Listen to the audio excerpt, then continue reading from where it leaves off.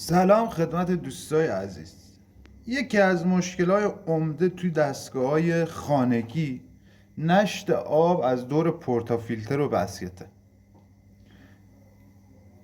که بیشتر دوستان توصیه به عوض کردن اینا میکنن. یا اینو عوض کنی یا هد گروپ رو عوض کنی که اینا هزینه‌های زیادی داره، مخصوصا هد گروپ.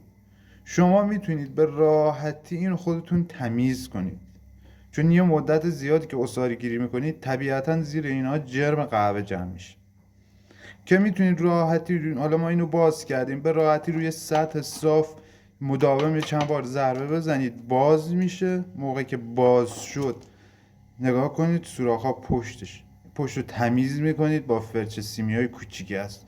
راحت میتونید تمیز کنید، جا بزنید، استفاده کنید و لذت ببرید. موفق و پیروز باشید.